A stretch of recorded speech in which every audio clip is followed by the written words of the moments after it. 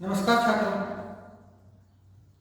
आज मैं आपको कक्षा 9वीं विषय हिंदी, इस विषय हिंदी में 7वां जो पाठ है उसका नाम है डॉक्टर का अपहरण। और इस पाठ पर स्वमत अभिव्यक्ति के लिए कैसे प्रश्न पूछे जाते हैं और उसका उत्तर कैसे लिखना चाहिए, इसके बारे में मैं आपको जानकारी देता हूँ। तो छात्रों, प्रश्न ऐसा होता है, नकारापन के दुष्परिणाम, इस विषय पर 8 से 10 पंक्तियों में अपने विचार लिखिए। तो इस प्रश्न का उत्तर कैसे लिखना चाहिए?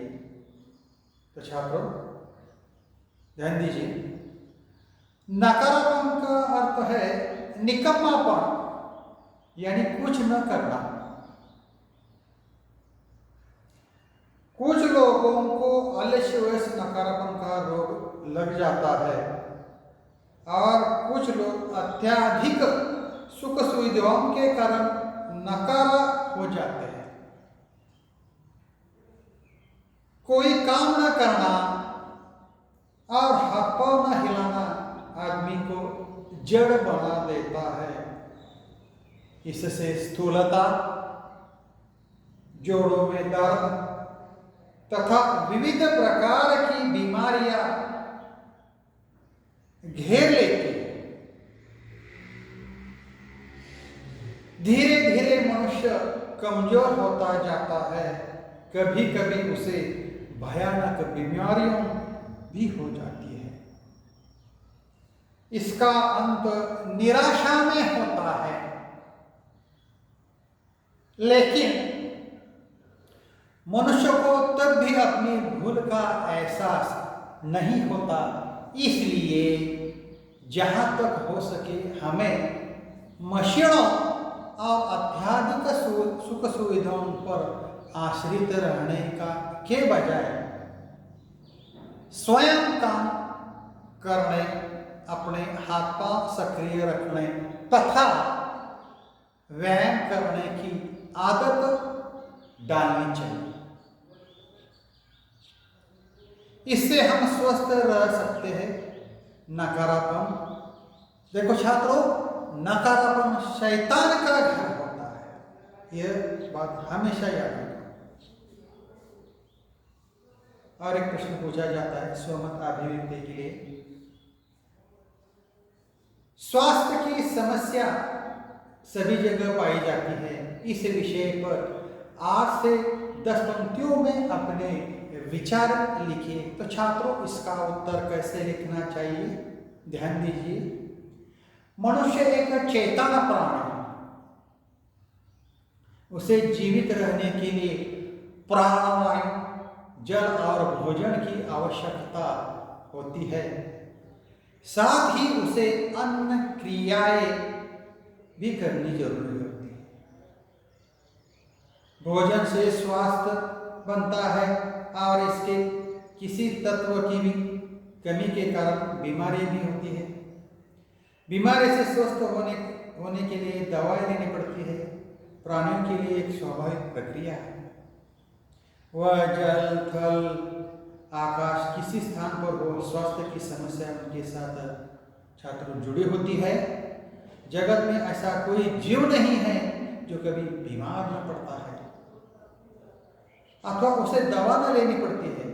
अंतरिक्ष यात्रियों को भी अंतरिक्ष में भेजते समय इस बात की समुचित व्यवस्था की जाती है कि उनका स्वास्थ्य ठीक रहे। स्वास्थ्य की समस्या पर हर जगह हमें पाई जाती है। तो छात्रों, उसके बाद पाठ्यक्रम में रचना विभाग में एक प्रश्न पूछा जाता है, यदि मैं अंतरिक्ष यात्री होता इस विषय पर अपने विचार लिखिए। तो छात्र कैसे उत्तर लिखना चाहिए? अंतरिक्ष यात्री बनने के लिए कल्पना मात्र ही हृदय आनंद के सागर हिलोने देती है। अंतरिक्ष यात्री बनने का सौभाग्य गिने चुने लोगों को ही मिलता है। हमारे देश की कल्पना चावला, राकेश शर्मा, तथा भारतीय मूल की सुनीता विलियम अंतरिक्ष यात्रा पर जा चुके हैं। अंतरिक्ष यात्रा कोई साधारण बात नहीं है, केवल कल्पना मात्र से सिद्धि बात नहीं हो जाती है।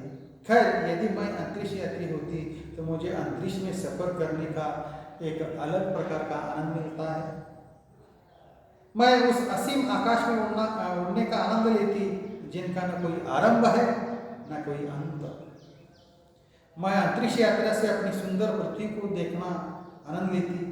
मैं अपने आप को भाग्यशाली समझती हूँ कि मुझे अनेक महान वैज्ञानिकों की तरह अंतरिक्ष यात्रा का अवसर मिले।